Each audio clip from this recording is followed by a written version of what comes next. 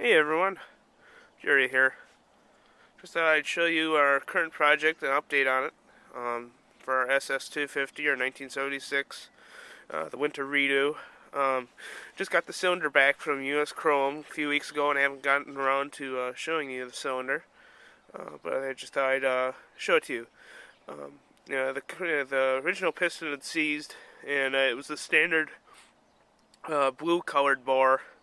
And all the parts sources, Moto-Italia, Charleston, Jim's, were all dried up with a standard blue size piston. So the next standard size up was a pink piston, and since this was a blue cylinder, I had to get that redone. Of course, the Aermacchi Harley-Davidsons are chrome bores, so it's not a simple job of just honing it out and whatnot, because you're not supposed to hone a chrome bore. I mean, it is a set size.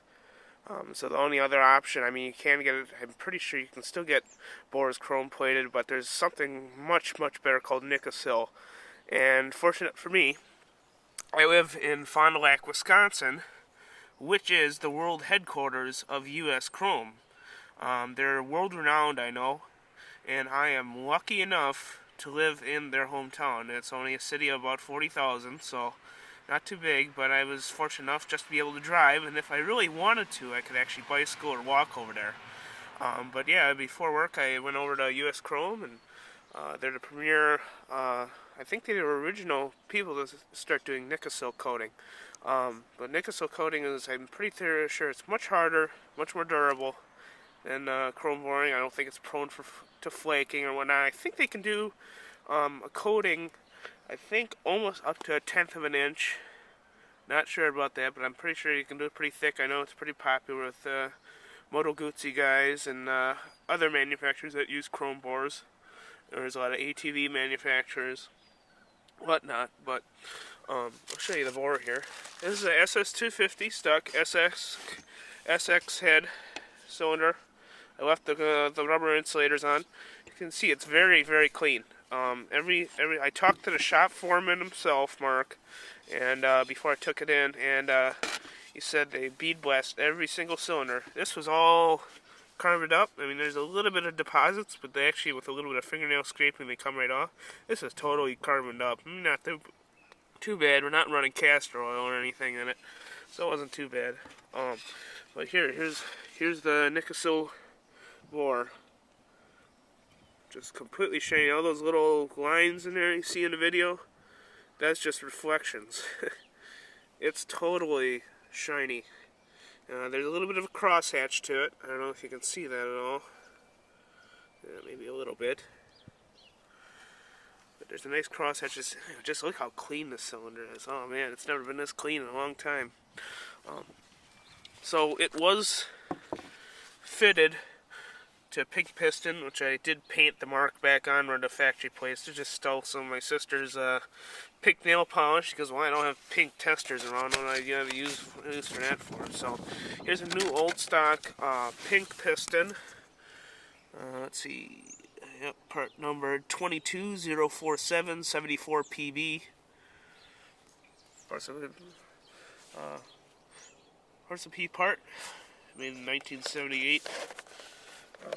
250Q, this is the work order number for the cylinder, and if you look closely, I don't know if you can get that there you go, they engraved it on top of the cylinder. That's so they can get the piston and the cylinder mixed up.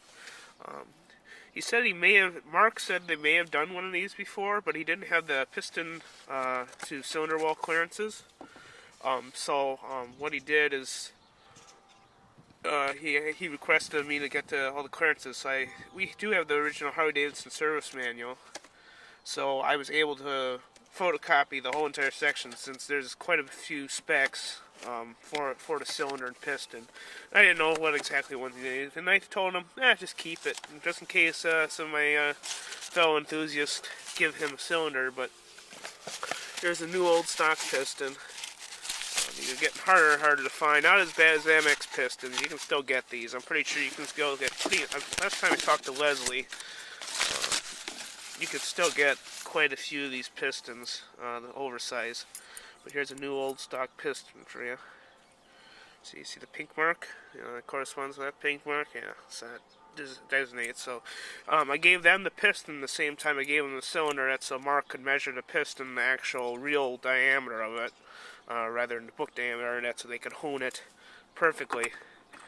So you can see how it kind of fits in. Don't want to do that too much because don't have any lubrication on it, but it fits in there in a perfect amount of clearance, I'd say. Better than what the other piston was. Doesn't help when it's seized half. Yeah, I mean the new old stock piston comes with new circlips. There's a little baggie. Looks like Wesley repackaged them. Probably just floating around the bag, but yeah, you get new circlips with them. New pin. Small end bearings not included. The one I just have in the SS, that one's actually been replaced already. So I'll just reuse that.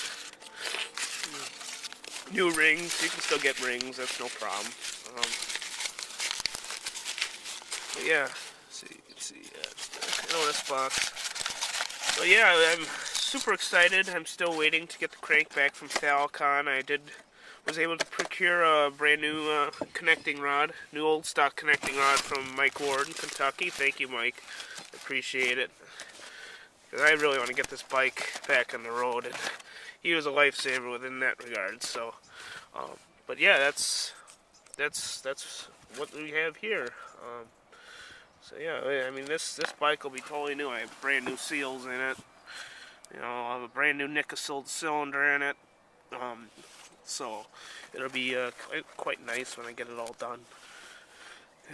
About 14,000 miles on it now. So it was in need of a good refresh. But sometimes you gotta sacrifice. Oh, and the cost. That's the most important part, I guess.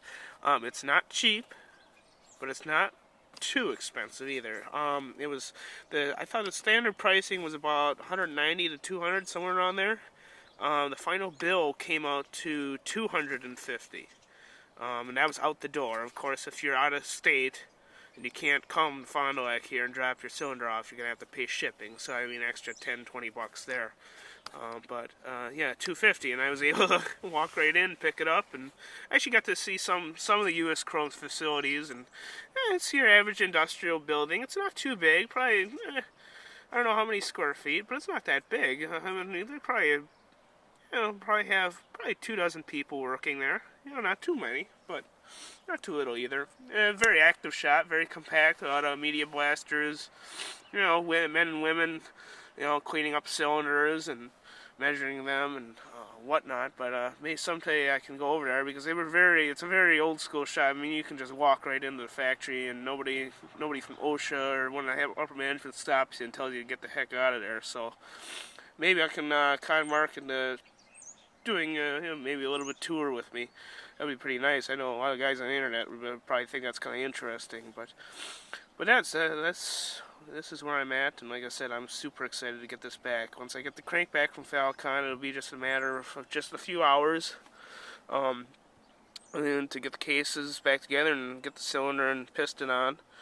And I bet you in a day or two I could have the bike running again. Since it's not much. I'm getting pretty good at disassembling and reassembling these Aermacchi Harley-Davidsons, at least the 250s and 175s. So it'll be really nice to get this running again. Oh gosh, it's so fun to ride the SS. But this should be a lifetime bore now. As for break-in, the one other fellow, not Mark, another fellow that I picked it up from, must be another manager, said all you need for break-in is 5 minutes of idling. That's it. And he said after that, it is as broken in as it ever will be. So that's kind of interesting, a little bit different than the chrome bore. And then I would probably just follow the regular break-in, per manual. I know it's for the SS, it's not over 6,500, I think it is, for the first 500 miles. I usually run it through like 2 bottles of two-stroke oil in the injection tank. Then I consider it done because it seems to go about a quart every 300 miles. So that I would do that, just use regular petroleum, and then once it's broken in, just use a good synthetic oil. Yeah, so happy riding, and hopefully the next video of the SS is when it's running again. Hopefully it'll be just a few more weeks. Have a good one. Bye.